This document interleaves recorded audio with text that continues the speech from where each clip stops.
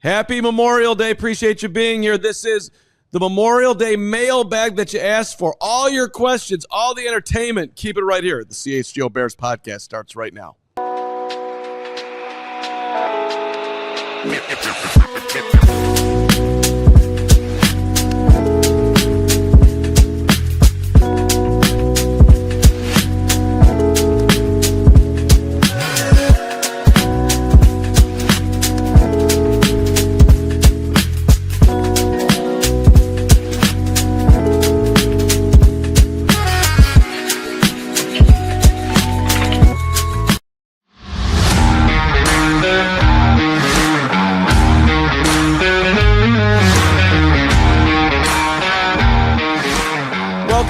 CHGO Bears Podcast and a special holiday edition. You're going to have to just stay with us today because we're here now, but we're going to be elsewhere in a minute, and we're taking all your questions on a mailbag special here. Gregory, good to see you. Good seeing you. Appreciate you, putting this together. This is nice. And the fans, too. Shout out to the diehards for getting your questions in. Yeah, I worked very hard on this show. I know you did. Just thinking it all through, and you actually battled through a tornado and a rainstorm, and your fence went down, and we lost you, and we're so happy. I've now fixed my fence since then, so we're happy to have you back. But it was such a good show. We did this, at least the second part of the show, a week ago. But these were your questions. They were great, and there was a lot going on. So that, obviously is very, as we like to say in the business, evergreen. So I think you guys are going to really enjoy this show today. We're starting it off with me and Greg. Hoge's coming up in about 15 minutes here as in our Part B segment, if you will. But let's just jump right in here, Gregory. Let's get to the questions. Sounds good. I am Soap off our Discord asking us, when is the best time for the Bears to trade Kmet? Next year is the best time, in my opinion, if not by trade deadline. Desmond Clark's production went down when Olsen joined. We can assume the same will happen with Kmet and Loveland. The longer we wait, the more his value will go down. From I Am Soap. Shout out to Des Clark on that question, by the way, the number 2 all-time receiver in Bears tight end history behind Mike Ditka. But what do you think? When do you trade Cole Kmet? I don't like this question there. I am, but go. What's your reaction? Yeah, I'm not looking at the value of trading Cole Kmet because the value is more valuable on this team. And Colston Loveland is still recovering from a shoulder injury. He's also got to go through a rookie season where most tight ends, it takes a year for tight ends to acclimate. You want to have this conversation a year from now, it's probably going to be a conversation that's had. But for this year, to have a veteran in there next to a rookie trying to figure things out and a guy that's recovering still from a shoulder surgery, there's just zero reason to even have that on the table. Yeah, I mean, I appreciate the question. One, Colston Loveland's coming off a shoulder surgery, and he needs to put on some weight some muscle before he's actually going to be at his peak in the NFL. Maybe he'll be able to be effective at this size. That'll be, because he's elusive and he can get open, which the Bears are making a bet on. But who knows how much I assume he'll be able to be on the field, but you don't know until you know. The other side of it is, look, I ain't ever looking to trade Cole Kmet. Cole Kmet is the exact guy that you want in your locker room. He's been a productive player. He hasn't missed a game in the NFL. I'd rather have Kmet be here for the entirety of his career and then segue and be the head coach of the Bears for the way he goes about his business. So, look. Doesn't drop balls. Very rarely, and he's a winning player. We need winning players. As we talked about last week on the show, Kevin Byard, Tremaine Edmonds, Grady Jarrett, all talking about the culture they're trying to build here. But I thought Byard's comment specifically that, look, we haven't won here in a decade. We're trying to change things. Right. We have to rework the whole thing. Well, Kmet has been in the corner of actually doing things the right way. So I get trying to maximize value, but Kmet's value isn't exactly enormous right now. I mean, what could you get from a second-round pick, third-round pick? I mean, I wouldn't think it's anything huge. So I don't think you're, missing out on some huge value by not trading if you want to think that way. Yeah, I agree. I think it's also worth noting that over the last 3 seasons, Ben Johnson has run 2 tight end sets at a top 3 rate in the league. I know the knee-jerk reaction was to see Colston Loveland get drafted and think, oh, that's the end of Kmet. But no, he's going to use both of them a lot, and this isn't the end of Cole Kmet, or this doesn't signal a trade. It's both of them are going to be heavily involved because this is the offense he runs. Absolutely. And Ryan Poles also loves Cole Kmet, so you can factor that into his likelihood of going anywhere. That was the great voice of Stephen Nicholas, who produces and leads us and keeps us on track here, and has done a ton of work around this show, the mailbag. Mike Kozlowski, you're up next at Mike Kozlow on our Discord. Become a diehard. You can get to the Discord. We can hang out. I'm in there, 3 days a week these days on my train rides back and forth, talking to the fans, talking to you. His question is, who is most likely to be a solid Bears starter by next season? Kyle Monangai, Ruben Hyppolite, or Ozzy Trapilo? You want to take the chalk on that one, Braggs? Well, I think most people would say Kyle Monangai, but I'm going to go Ozzy Trapilo. I think Kyle Monangai will be somebody that certainly gets reps and some snaps as a running back, obviously with the running back by committee that Ben Johnson, will implement. He already was implementing that in Detroit, so I know he's going to get the rock more than a few times.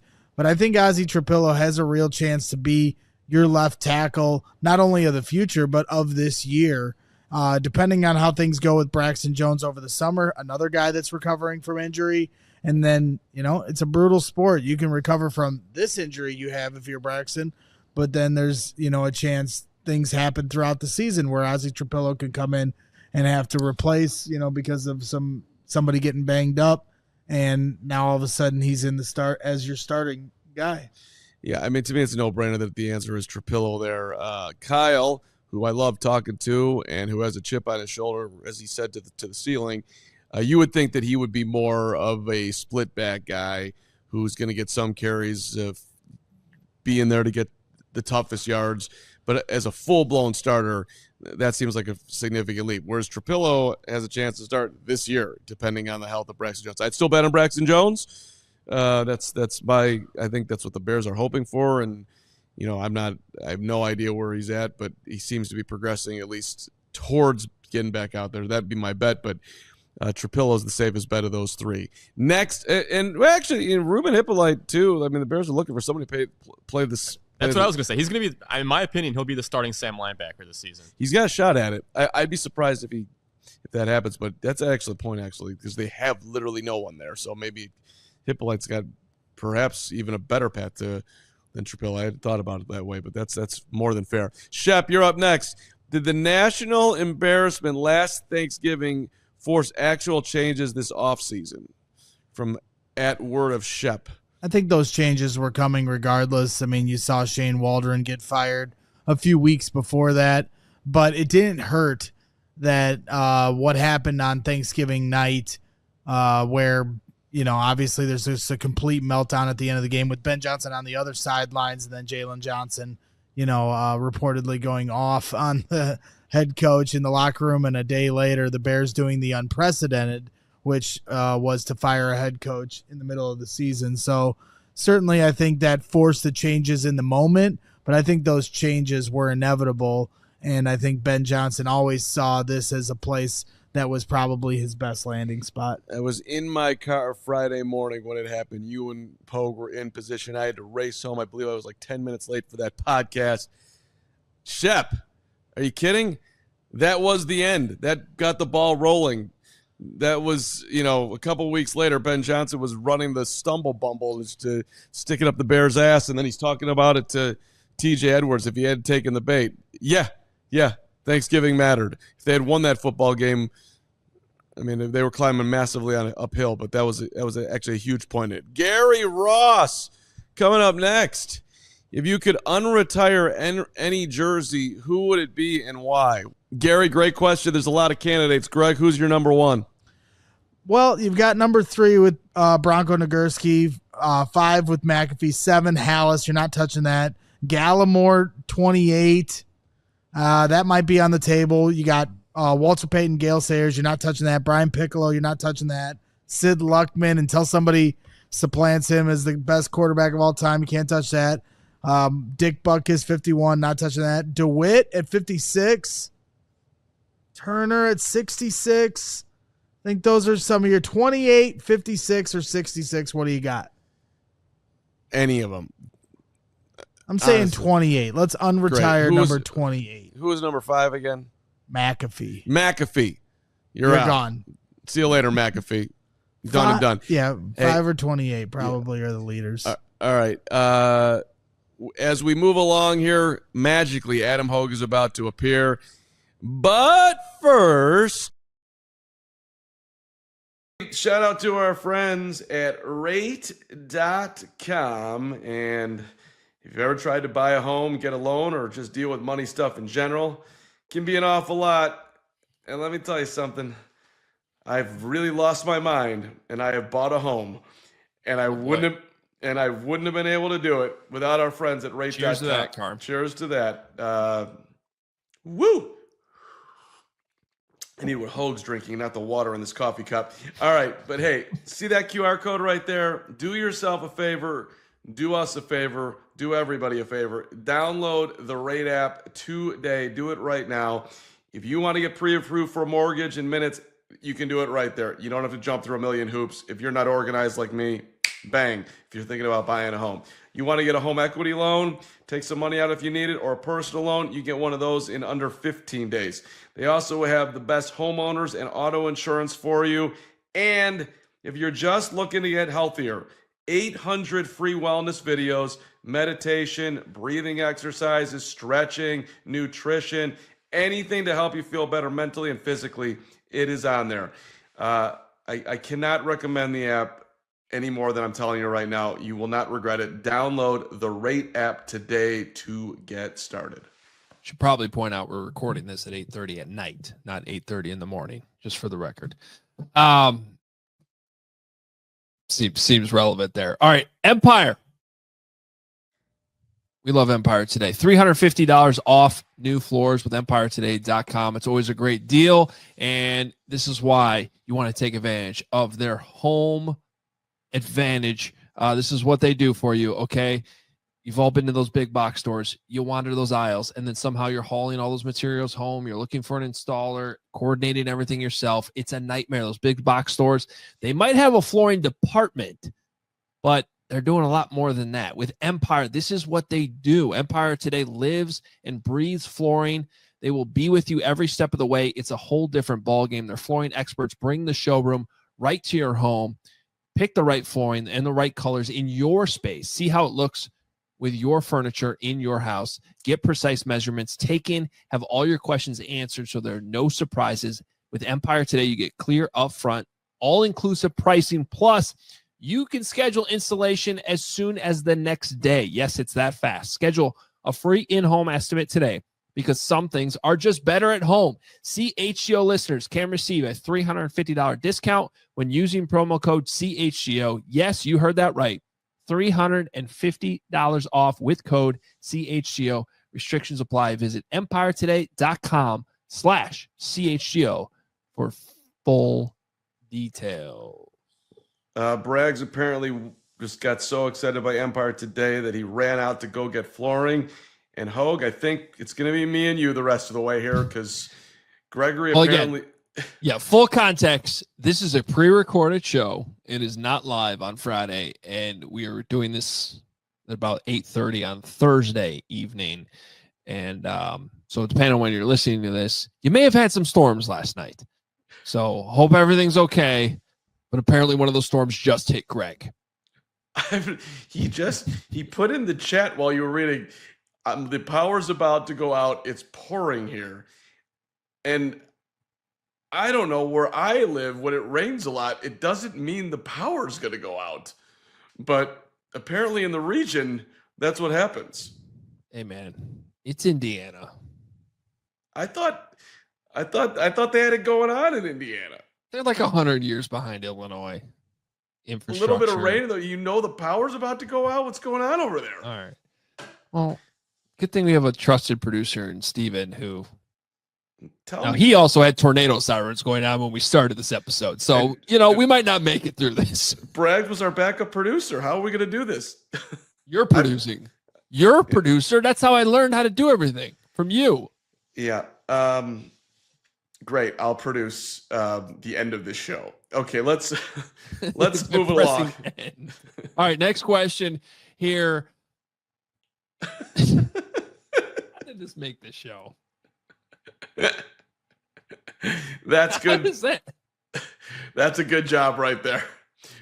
If you're listening to the audio version of this question's coming in from Buttkiss Plug, which is our greatest Discord user that there's ever been. Congratulations, Buttkiss Plug. That's funny. What percent of snaps do you expect Luther Burden and Colston Loveland to play? Hoge, you want to answer Butt Plug's question?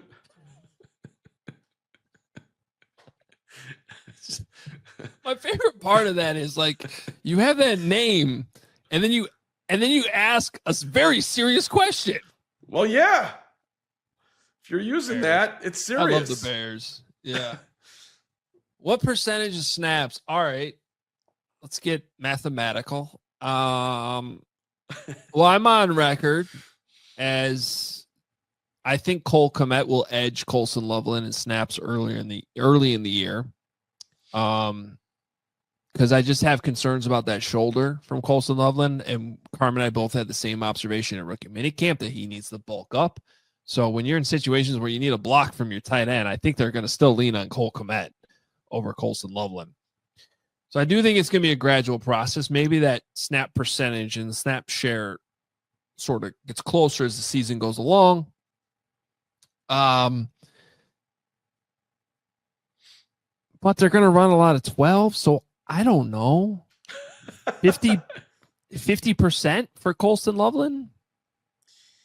And Luther Burden, I would put above that because you're going to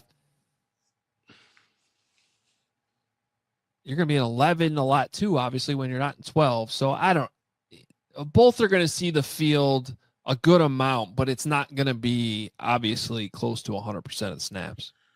It's a great question, Buttkiss Plug, because look, if it goes well, Colston Loveland to me would be on the field a lot more because I think they'd like to throw him in there immediately. But you are talking about a guy coming off a shoulder injury who is playing the hardest position by most people's account to learn. So if he gets to 50% of the snaps in his rookie year, I think that's a pretty good accomplishment coming from where he's at. Luther, to me, it's interesting. He's a potential kick returner, punt returner. Are they going to use him that way in addition to putting him out?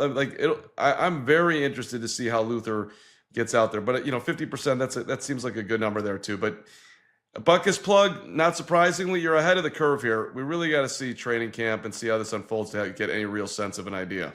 Please stop saying his name. So I just looked it up. So Sam Laporta actually had 83.2% of the snaps played his rookie year, and we've heard how many times Ben Johnson's referred to him as like kind of in that Sam Laporta role a little bit. So maybe we see something similar. Now, with that said, they didn't have a Cole Kmet on the Detroit Lions offense in Sam Laporta's rookie year. It's a fair point, though. Yeah, I would give Cole Kmet a sizable edge over Brock Wright. Yeah. No offense to Brock Wright. Actually, you know what? Offense to Brock Wright. We could find him. Not really. All right. For those worried about Greg Braggs in this recorded pod, he is efforting trying to get back on. And if he does show up as a shadowy figure, we might put him back on the screen here just so you know that he's okay. Yeah. That's my hope, fine. at least. He's fine. Yeah. Not worried. All right. Next question. Clayton Kness. I'm going to go with 32 teams in the league, 1 to 32. Where do you rank Ryan Poles among general managers? Got to be bottom 5, right? Carm, give me your rankings of all 32 general managers right now. Yeah, Clayton, this is a high-level question. I don't even know if Florio in his prime could do this. So, look, Brian Poles has been here through a 3-win season, a 7-win season, and a 5-win season. He kept Matt Eberflus. Everybody knows all the stories here. Bottom 5, that seems a little harsh, but he ain't getting out of the bottom 10 at this point if we're looking at accomplishments. And if you're looking strictly at accomplishments, maybe bottom 5 is right. They just haven't won enough games. I do think he's had a very good offseason righting the ship, and hopefully he can start moving up the rankings rapidly. Yeah. Well, not surprisingly, being the nerd I am, I have a spreadsheet for this, Carm. Now, the bad news is I have not updated this since all the new moves have been made. It'll be It'll be done over the summer. But I can very quickly go through the general manager list and tell you the ones I definitely rank them ahead of. Terry Fontenot in Atlanta, trading first-round picks for undersized defensive ends. Dan Morgan in Carolina, I need to see more there. I think that's not the GM Ryan Poles fleeced, but Andrew Barry in Cleveland right now? You can do that. I won't push back. Okay, I'm just gonna keep. You're gonna put him. Are you putting him ahead or behind James Gladstone, Jacksonville 34-year-old general manager who looks like he's 10? I mean, too soon. Right. I mean, I would put him ahead of James Gladstone, but we don't have a lot of information there. Traded up in the boldest move in Jacksonville GM history to go get his guy. Yeah, I mean, as much as I respect Chris Ballard, I mean, things aren't going well in Indy right now. Anthony Richardson. That was a bad swing. Yeah. John Spytek in Las Vegas. He's new. Chris Greer, he's been in Miami forever since 2016. Yeah. My point is, like, he's somewhere. I still think he's middle of the pack. I mean, Mickey Loomis in New Orleans right now, like, they need to change their direction right now. A good conversation that would be a much longer debate we could have someday. Maybe we should do this, is what Kwesi has done in Minnesota, because they both got hired at the same time and the Vikings wanted Poles. I think we'll have a much better answer of that after this coming season. I mean, Kwesi's winning. Right now he is, sure. Decidedly right now. But look. Would you rather have Joe Shane in New York? Some bad optics there. Saquon at the top of that list. No, but I'll look. Great question. And to overstate the obvious, it's a big year for Ryan Poles. Yeah. Well, I mean, there's a lot of other ones I've skipped over there that I would put ahead of Ryan at this point. So he's not ahead of Brett Veach. He's not ahead of Howie Roseman. Now that's the boldest take we've ever heard. Have you? I mean, that's why people tune into this show. That's what it is. All right, we should take another quick timeout. We got a lot more questions coming up. We may or may not hear from Greg ever again. It's to be determined. Be a great way to go out. Mid-show. Just mid-show. Decided to retire. Caleb talked. Can't deal with it anymore. See you later. I'm gone. All right. We're taking another time out here. More questions coming up. But first, let me tell you about this one. Finances can be messy and confusing. I'm speaking from experience on that one. A lot of times you're just like, it's just too much going on. You put it off. You don't want to deal with it. Monarch Money takes care of all that for you. They're acting like your personal CFO, giving you full visibility and control so you can stop earning and start growing. I use this app, and it's more than your average budgeting app. Monarch Money is a complete financial command center for your accounts, investments, and goals. Don't just manage your money. Start building wealth with 50% off your first year for our listeners here at CHGO. So everything I spend in any account, whether it's credit cards or my bank account or whatever, Carm, it shows up. It gets categorized in the right categories. And so I can keep track of my budget. I know how much I'm spending. I know how much my wife is spending. I know how much we're spending on the kids. And it really helps you start managing your finances across your life so you can build the life you actually want. Monarch Money, it makes managing money simple, even for busy lives. Because trust me, I'm busy. I've put this off forever, and Monarch Money has definitely helped me. It was named the Wall Street Journal's best budgeting app of 2025, which is huge. So get control over your overall finances with Monarch Money. Use code CHGO at monarchmoney.com in your browser for half off your first year. Again, 50% off your first year at monarchmoney.com with code CHGO. Shout out to our friends at Circa Sports, whatever the sport, the app to bet it on, Circa Sports, Illinois. I love our friends at Circa Sports. It's sports betting the way it should be. Circus Sports Illinois has the high betting limits, low holds, exceptional customer service.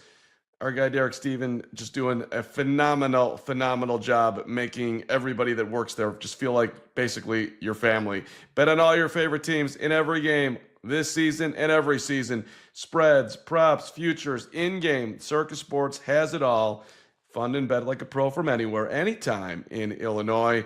Shout out to the 120 Club tomorrow, which Circus Sports sponsors. And download your new bookie today at circusports.com. You got to be 21 or older. Gambling problem? Call 1-800-GAMBLER. All right. Let's lighten this thing up a little bit, okay, Carm? It is time for Taking the Temp.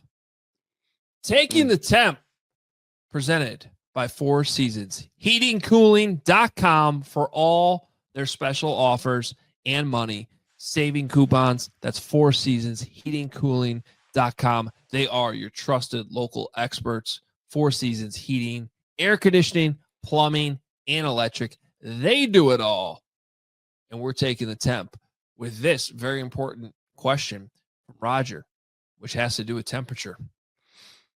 Your favorite hot sauce. I don't know what's going on with that San Francisco 49ers logo, but we got you, Roger. Favorite hot sauce. Carm, what do you got here? So I've evolved, Adam. This has been an impressive growth for me because I used to be, first of all, I was like, I don't even need the sauce. Then I got into, a mild, and then I went mid. But these days, I am that hot guy. If you go extra hot, you have that in your arsenal, I'm throwing it on there. I want to see how much I can handle. And yeah, sometimes I don't even think it's the best choice for me to enjoy my food. But I like to see my skills handling the temp. So 100 degrees, 105 degrees, 110 degrees, taking the temp. Rock on, baby. Put me in the red. Did you give a favorite hot sauce there? Or? The actual product? Yeah. I think that's I don't have no idea the names. I want a homemade just where Steven, help me out here. I mean, I don't know what's hot. I just say mild, medium, or hot. I say hot. Who knows what's in the I think you wanted a product here. Am I wrong? Lula, the garlic one specifically. Oh, that's pretty good. That's pretty good. All right, I'll give you a specific. I actually am particular about this one, okay? Because one of my pet peeves, I love buffalo sauce, okay? And this is one of my pet peeves because you go to a wing place, and you know what? I love Buffalo Wild Wings. I love going there. I still go there. But their mild sauce is definitely at least medium. Like, it's not that mild. And I like the buffalo flavor, but I don't want a ton of heat. The perfect buffalo sauce, Carm, is Frank's Red Hot, but specifically the wing sauce. Buffalo wing sauce from Frank's Red Hot. You can put it on a million things. Your mac and cheese. You can put it on your chicken wings. You can put it on burgers. You can find a million different things to put it on. Do a buffalo chicken salad. A million different things. I always have Frank's Red Hot, but the wing sauce in my fridge. That's the answer to that question. So we just uncovered something, is that Hoge cooks and I don't. Not that that's news to anybody. So that's why I don't think this way. When I'm having hot sauce, it's because I went to Tola this morning or yesterday morning on Addison on the way down to Wrigley. If you're going to the 120 Club today or any day, their breakfast burrito, phenomenal. And their hot sauce, whatever that was phenomenal. Whatever that was. No, I'm assuming it was homemade. You're Tola. You do your thing. It might have been. It might have been. I mean, that's how this works. All right, next question. Yeah, let's go. Shaz Robertson, why haven't you accepted my friend request on Discord? Your favorite Jag Bears player of all time. I have a perfect answer for this. Carm, do you know what he means by that? JAG. Probably not. My guess was somebody who played for Jacksonville and the Bears. No, it's just a guy. Oh. Who's your favorite just a guy player? Okay. Which puts us in an awkward spot where you kind of have to insult somebody you actually liked. Because it's your favorite Just a guy. My favorite. By the way, the answer to the first part, I don't know if that's directed to me or not. I did not know you could accept friend requests on Discord. Is that a thing? It is, and I got to tell you, Hoge, you got to get in there because I am in the Discord. I put the question in there today, and nobody responded. Well, because they're not used to seeing you. They didn't think it was real. We Fake need more Hoge? fake Hoge. They thought, and I got somebody, Bro Delicious, and we'll do this next week on the show. So brace yourself. Bro Delicious wrote me a song to sing in the Discord that I found today. He said this last week. So the point here is that there's a lot of value in this Discord, and there's connections and friends and whatnot. So if they're asking you to sing more, I'm out. Well, not accepting any friend requests. They're not going to ask you to sing. They're asking me to sing. You will become friends with the people that support us. It's a good move by you. Can you put that chat on the board right now one more time? Who was our guy maybe it's me? Your favorite Just a Guy Bears player ever? No. Who's the name who I need to be friends with? I'm going to friend him right now. Oh. I don't know if Steven still has that. This is the awkward point where I tell you guys that the second I put them on screen, I delete them. That's Great point. That's a blow. Yeah. You only put so many graphics in here. I got it. Not only are we not accepting Chaz Robertson though. Chaz Robertson. Okay, great job by Steven. Memory. Because otherwise, I was going to be like, not only are we not accepting your friend request, we immediately forgot who you were and deleted your. Don't worry, we didn't really do that. Carm's got you right now. Yeah, my Just a Guy favorite Bear. Are we going current or all time? All time that I gotta go back to childhood, and I was a big Brian Bashnangle guy who was a very low level but yet brilliant receiver who just probably topped out at 20 catches in 1 year. But I loved a Brian Bashnangle.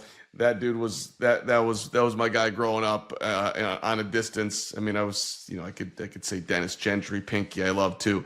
Recently, I mean, he's a Hall of Famer. He's also just a guy. But anytime I get a chance to mention Jack Sanborn, I'm going to mention him. All right, I think I got a good answer for this one. I'm going to go out of respect to some other candidates who I know personally who maybe could be in this category or not. Because personally, I love them very much. I'm going to go off the board here a little bit, but also not really. Mark Anderson. Got to the QB. Dude, he had a role on that Super Bowl appearing Bears team.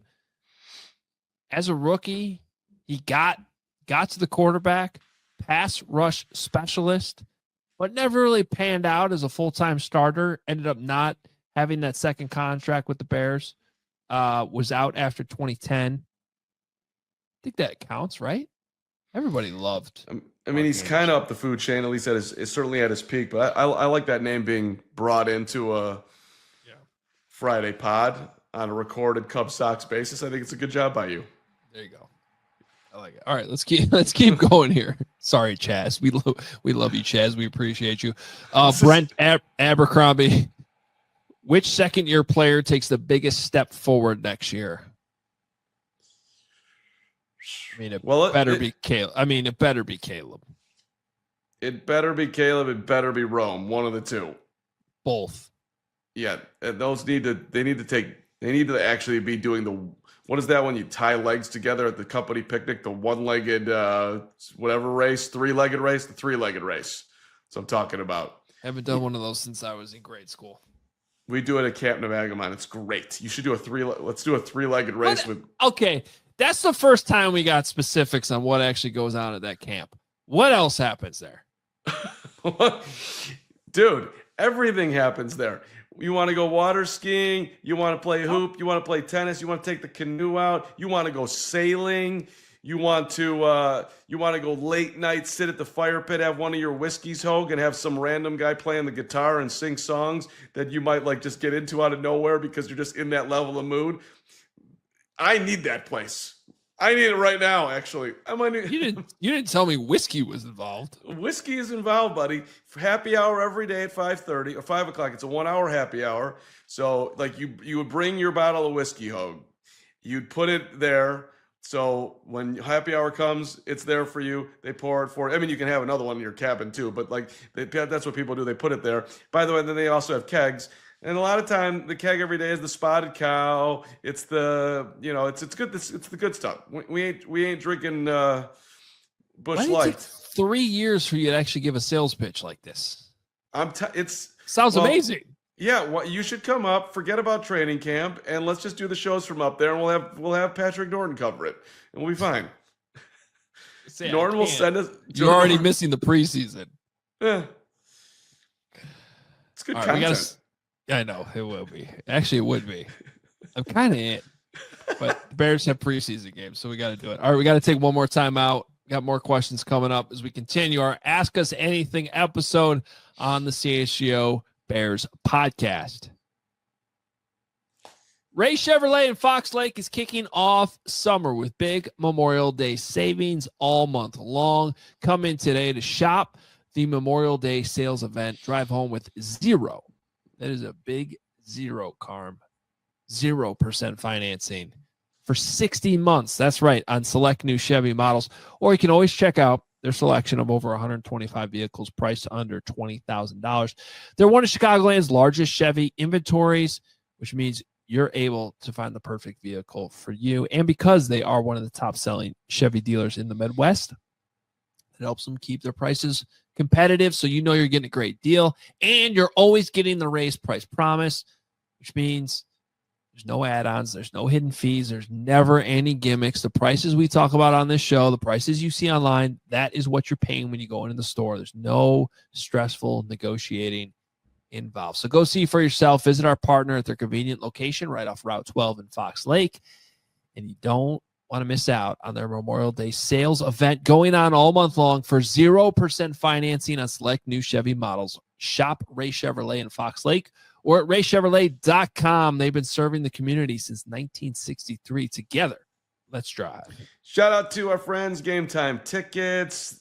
Look, the schedule's out. Trying to plan your Bears games, thinking about where to get tickets. Just go to Game Time Tickets. NFL tickets are scored easier, faster, exclusive discounts, great seats for as low as $100. Get yourself in. 100% authentic.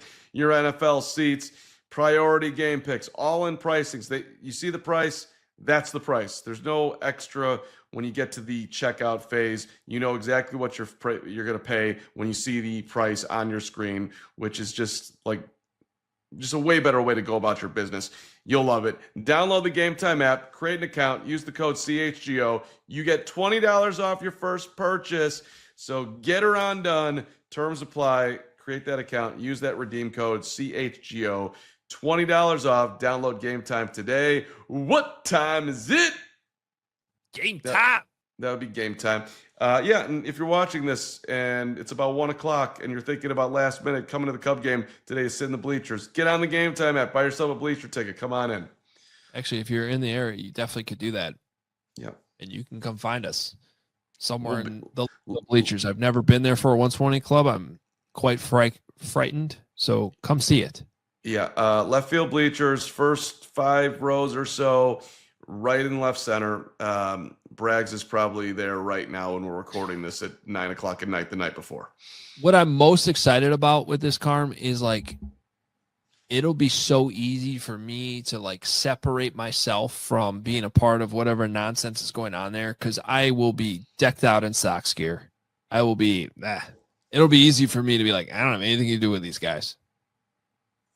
So wait, so you are wearing Sox gear. Did I hear that right? Yeah, why wouldn't I? I don't know, man. Friday, 120, Cubs Sox, people drinking, people know your Hoge takes. They might come after you for a Caleb thing. Who knows what's going to happen there? Not Caleb, but it happen if I was wearing anything else. Why would I not represent the team I care about the most? I don't know. Some anonymity might be a decent thing, or just put on a CHGO shirt and just have some fun. But if you want to wear your White Sox, not going to be any anonymity there. Okay. I'm going to be wearing a nice CHGO shirt. I will not be putting any affiliation to anyone. I might even wear one of my fancy CHGO shirts. Thank you. But here comes Steve. Austin with a question. What will it take for you to become a Cubs fan instead of cheering for the same team the Packers fans support? From Austin Hoge. Does that have to do with the Brewers?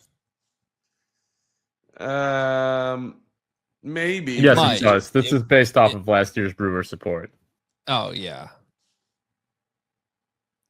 I mean, I'm not really a Brewers fan. Let's be clear about that. I like going to Brewers games because I can actually get there faster than me driving downtown to Sox games. And they're fun to go to. They're fun to take the family to.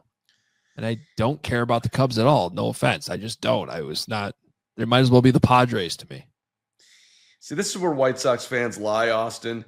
And Hoge, he's going to try to play nice and say that he doesn't mind when the Cubs win. It has nothing to do with them, and that he was rooting for him in 2016 because he wanted his Cub fan friends to be happy. Hoge and I were, by the way, doing Cubs post-game shows that year in 2016 when they won on the World. WGN, the most iconic Yes. non-Cubs Cubs brand that exists. How the hell we got to do that, I don't know, but we did. We got to do that. Pretty amazing. Now we're you here. had to spend a lot of time with Andy Mazer, but that's neither here nor there. You guys did a great job. I got to do some reporting, but the point is that Hoge acted like he was a Cub fan, but I know deep down he hated all of it and would have loved it if Rajay Davis's 3-run homer was actually a grand slam, or that they got walked off in the 9th inning by Jason Kipnis, and the White Sox were the only one that had a World Series championship in his life. You can just see the smile creeping across his face right there. He did not enjoy the Cubs winning. Not a chance that he did. As much as he tries to play the good soldier and be nice to his Cub fan friends, which I appreciate, but it's not true. He wants them to lose, because the dude was raised by Papa Hoge in the Comiskey Park dugout. You can't ever root for the Cubs. It's never happening. This is like 75% of that's true. I genuinely did want the Cubs to win that World Series for all the Cubs fans in my life, especially the ones that, being quite frank, were about to die and have died since. Oh, those. I'm being serious. Yeah. I know those people. And they got their World Series, and I'm happy for them. When disaster almost struck in that Game 7, there was definitely a part of me that probably had the same look on my face as yesterday when Carm saw that Caleb Williams report. I do think, honestly, as we talk about. And don't shade me, by the way, because you were in Cleveland and Andy Mazer was on the floor crying in happiness. Somebody had to start the show. So thank God I was there as the Sox fan who was driving the WGN experience on the, again, WGN radio when the Cubs won the World Series. It is weird that we were the ones there, but we were. And that's all true. Do you have that tape somewhere? Of the beginning of that show? I don't know if I do. I wish I did. But I literally did start that show solo because Andy, and it's not a shot at Andy Mazer, he's like, loves the Cubs. And he was one of those people that was like that. Emotional. He won the World Series. He was emotional about it, as he should have been, as I was when the White Sox won the World Series. I mean, emotion was a little different. I immediately poured champagne on my head outside in Bridgeport and ran a mile down 35th Street to Lot C. So the emotion was a little different, and I was 19 years old. But again, everything I'm saying here is true. This is Ask Us Anything. I'm unloading right now. Yeah. Well, and that I fainted, basically. I mean, I didn't faint, but I fell into my chair when Bryant flipped it across the dugout in the Cleveland media press box in the upper right field corner behind the foul pole. Which I was damn ass happy that I was in there. It doesn't matter. You're there. It was unbelievable. Yeah. One of the best nights of my sports life, hands down, not even close. So I fainted. It was like, I mean, I just slumped. It wasn't true fainting. That was also one of my greatest accomplishments in circumventing media. And as Steven's telling us to speed up the show, so we got to go. But Everybody from Chicago went to the Cubs dugout to Cubs clubhouse to try to get in there. You know the story? I've told it a million times. Yeah. I went to the Indian side because I was trying to figure out a way to get back in there. I actually was just walking around. They opened up that clubhouse. The Cleveland media, all 12 of them, went into the clubhouse. I walked right on the field. It was yours truly and 20,000 Cub fans as I'm standing at home plate after they won the damn ass World Series. And there was nothing for me to do because no one was there. But I'm like, this is crazy. I am jealous you were there. That's super cool. It was awesome. I mean, Todd Manley told me he was going to give me the night show 800 times. He never did, but he did get me a credential to Game 7. Shout out T-Man. You were at the World Series when the Cubs won it. That's super cool to say. All right. Next question. Too many letters and stuff. Okay, George at S. Hallis Staley's. This is on Blue Sky. We did this on Blue Sky? Or That's no, awesome. he's just saying follow him on Blue Sky, I think. What concert is Adam Johns so damn excited about in week 1? Please say Dua Lipa. That's awesome. Carm, who obviously listens to every episode of Hogan Johns. Every. Know by the look on his face right now. He is going to Zach Bryan at Notre Dame Stadium on Saturday night, week 1, which is why he was so adamant that he did not want a noon Sunday game. Adam Johns has a lot of control in this world, as we've learned, and the Bears are playing on Monday night. So he can go to that concert, and I may join him if I get clearance from the boss. You know, what people need to know about Johns, if I may, nobody goes about his business at Bears in a more quieter, effective way than that guy. He basically just gives a couple fist pounds to a couple of people, says hello, asks a question here and there in a press conference, and then out of nowhere, he's got some incredible writing piece where he's just talked to the GM, the quarterback, and everybody else, and like nobody even knew he was at practice. It's like, in fairness, because he probably wasn't at practice for more than 20 minutes, but you have a great point. He showed up. It was on Sunday for Sunday's rookie minicamp, day 3. It was a 23-minute practice. He showed up. I don't think he'll mind me saying this, at the 21-minute and 30-second spot, and took a peek at the field, and then walked in. And he won't mind you saying that because he actually admitted that on the show today, yesterday. Okay, so there you go. And I was just shocked he was there on Sunday, quite frankly, on Mother's Day. That blew my mind. Yeah. Pat Philly was like, what'd you, last 2 minutes? He's like, I think it was 90 seconds. And I'm like, you're my guy. That's the level of work ethic that I'm looking for on a Sunday rookie minicamp. What are we doing here? Yeah. And meanwhile, your co-host on this show is doing a page of notes. Oh, your Friday performance was freaking, that was Belichickian. It was Belichickian. Well, we have the same birthday. Yeah. All right, next question. My wife's hotter though than Belichick. Sorry, Austin. What percent of pre-show meetings is Carm actively engaged in? You know what, Austin? It'd be great if Greg was here to answer this question. Steven?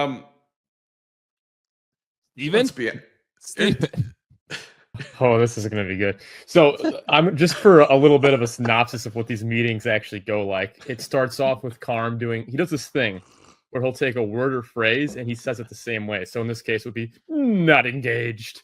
And he just does that all the time. Then there's a series of strange stretches that he does. His Achilles is sore. He's been doing a lot of that lately. And then he'll also do that thing where he tells everyone how he's right, but he does it in a way that you've heard on the show before. He'll be like, Tyson Bagent should have been a starter. Caleb Williams didn't want to play in the Bears. And that's pretty much how the meetings go.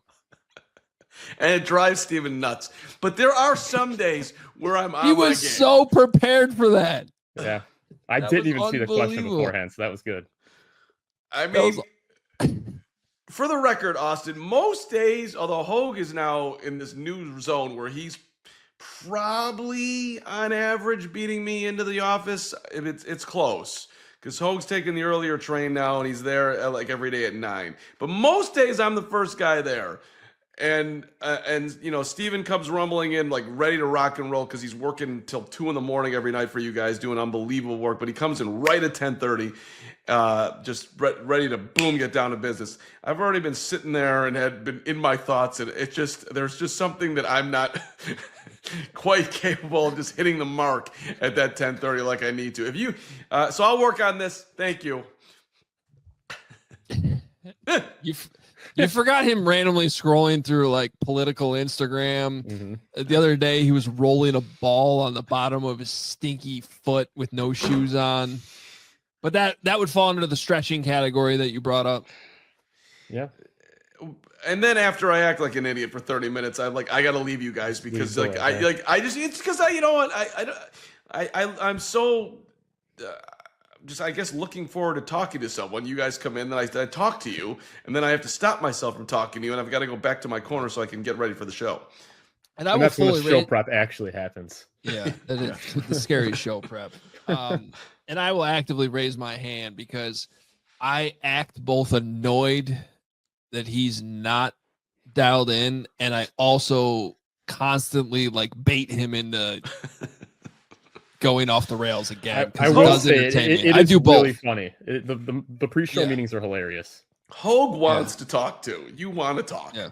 Well, by the way, Katie, who's an amazing addition to our team over the last year or so, she's going to be producing Monday's show. So she sat in on Thursday's meeting, which ended up being a crazy meeting because the Caleb bombshell story just dropped in our lap in the middle of all that. And she was awesome because she went right into action. But she sat in her first CHGO Bears meeting, and we gave her the necessary disclaimers just so she knew what she was getting involved in, because there's a lot. You got to be warned going into that room. It's scary. She was super impressive. I mean, I've seen her impressive from a distance, but like actually getting to hang in the room, I was like, wow, okay, I get it. This is it's a hell of a hire by Jake Flanagan, Kevin Kadek, Tony Gill, and everybody else at CHGO. She's doing really great work. Ironically, she actually replaced me at my last job when I came to CHGO, and now I'm starting to get worried she might do it again. She did great. She did great. No one has hit the ground running more quickly than she has. You might not want to take Monday off, Stephen. Yeah, you know what? And Wednesday. This isn't looking good for me. I'm missing 2 days next week. You could take 6 months off, dude, when we bring you back. Know that. If Stephen took 6 months off, we would not still be here. Oh, that's true. I mean, the company would die, but if we were still alive, we'd bring you back. All right, let's get through a few more questions and get out of here for the weekend at least. Germs, dude. Hey, dude, Jude. At Hey, dude, Jude. The four of you in a room, bare knuckle brawl, Fight Club style. Who comes out the door at the end? Braggs. And we're dead. I'd probably take Steven. I'd take me. Oh, that's my bad. Yeah, Steven. Four of us. I'm in this. There's four. Steven wins that battle. But Braggs kills me and Hoge first, and then Steven kills him. To be fair, I feel like Braggs probably plays dirty. He's definitely a hair puller. He's a groin kicker for sure. Maybe even an eye gouger. Wow. He's going to do whatever he has to do to try to win. I mean, I would do my very best to crawl out of the room in some way, shape, or form. Yeah, we saw you with the mouse at the Super Bowl. That's exactly what it would look like. That actually is a great way to bring that up, because I think we got the answer to that question. Oh, yeah. Right there in that moment. I mean, Steven just jabbed the mouse with the floor lamp. Mm-hmm. Immediate death. And I was there to clean it up. Yeah. So I was willing to get my hands dirty. And Braggs was tipping couches to get the mouse out of the couch to set up Steven for the kill. Hoge contributed there. I was in the hallway calling maintenance or looking for maintenance. That was a good use of my abilities. Which is a nice way of saying you ran away. That's what happened. Very fast. Yeah, well, there were a lot of people in that room. You didn't need my help. And everybody from PHNX was breathing fire too. They wanted to kill that thing. I'm like, all right, I don't want to see this mouse go down. This is gonna make me sad. That's what it was. You weren't afraid of the mouse. You felt bad for it. Well, I was afraid. I was equally afraid, and I was gonna feel bad when he died. I wanted the mouse to live. That mouse did not live. I was happy to dispose of the body. All right. Next. Last Belmo. one. Belmo. Which former current president / vice president would you guys add to any position on the field and why? So I actually did some research on this one because I knew off the top of my head when I saw this question earlier that, look, there's a lot of former presidents that claim to be athletes, similar to the guy in the middle of your screen right now. But Gerald Ford was legitimately the MVP of the Michigan Wolverines. And Dwight D. Eisenhower played both running back and linebacker at Army. He started on both sides of the ball. So if we're going to have a legitimate conversation about this, let's give some respect to Gerald Ford and Dwight D. Eisenhower. I'm going Grover Cleveland myself. Grover? Yeah, 260 pounds. Don't tell me you can't put this guy at D tackle to stop the run. Him next to Billings, I don't care who's in the other team's backfield. You're getting stopped. Dude, this is cute, but the only president I know that put a pickup hoop court on the White House lawn is Barack Obama. And that guy's my hero because if I was the president, we'd have a hoop court on the front lawn. We'd have a tennis court over there. I'd get the hot tub going over there. I'd have the sauna over there. So when Carman's president, you guys are all invited. I'll have possessions for everybody, and none of these guys can do anything, even though that was solid knowledge right there. And George W., by the way, the strike right down the middle. W came. I mean, that was a big moment right there. Knocked it down. Yeah, but which one was better, W or Hoge? Both strikes. Hoge was solid. Did you know, I'm learning this, by the way, on the fly here. I didn't know that good old Woodrow Wilson played center field on the Davidson College team, Hoge. Bet you didn't know that. Wasn't the question about football? It was. And what position that you'd have them play. Did you delete that one too? Actually, no, I didn't. I actually have it. Which former current? It says on the field. Okay.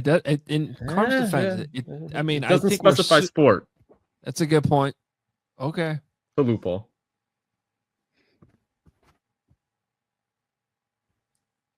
Although basketball is not a field, Carm.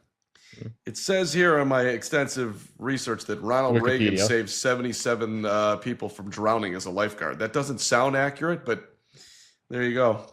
Where was he lifeguarding where he had that many people to save?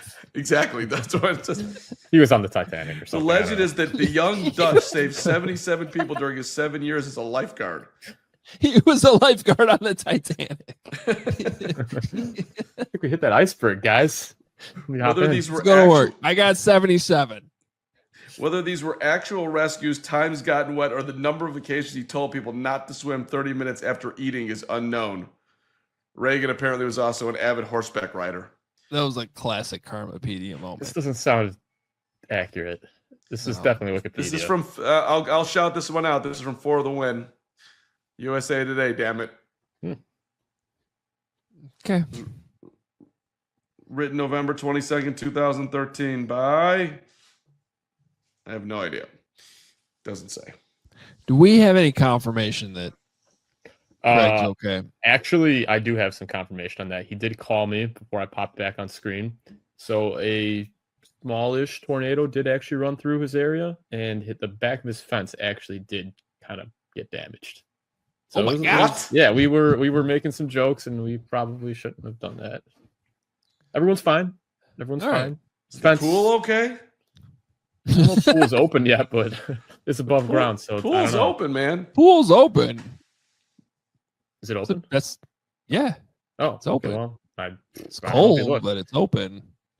Yeah, his fence was damaged. You might be looking at some insurance claims there. I don't know.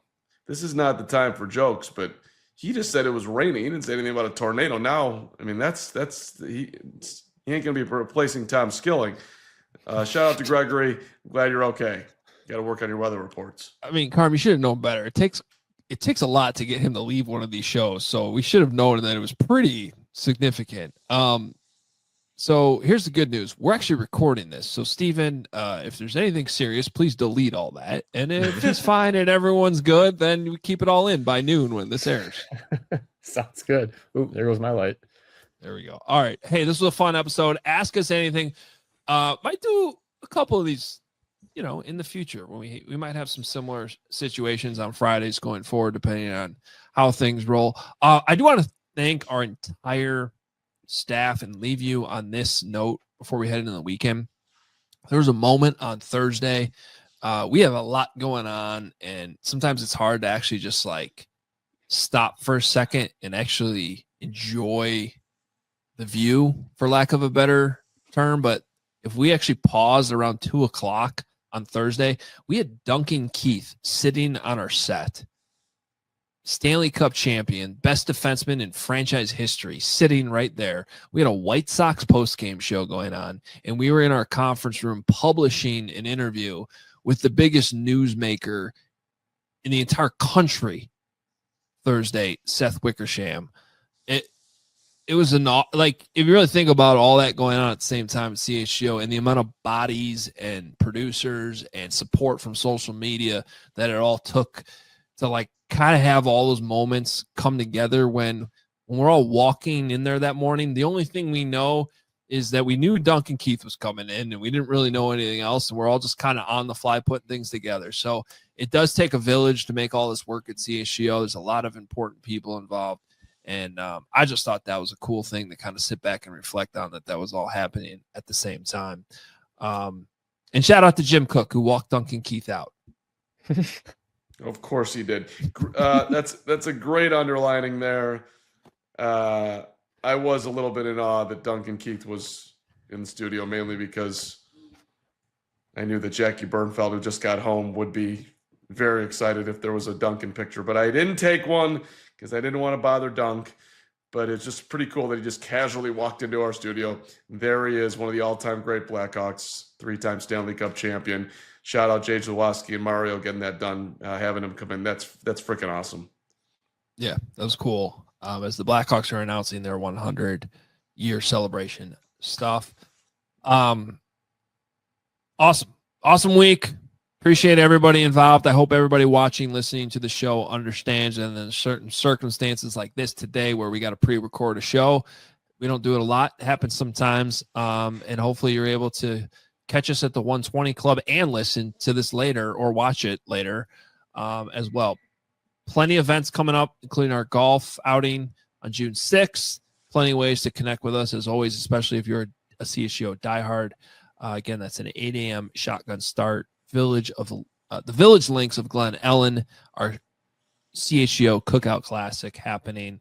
And I should have waited to the last minute of the show to say this, but I've been added to the list of people you can pay to have in your foursome in the golf outing. It's officially on the website, so go check that out. And yeah, Stephen Flash there too. We got our True Fan Travel event coming up for that Bears Raiders game in Las Vegas. A lot of people signed up very quickly for that. So come join us. Come hang out with us in September in Vegas for that Bears game. Should be a lot of fun, as London and Arizona was last year. All right, guys. Good stuff, everybody. Steven, thanks for everything you do. Great job. We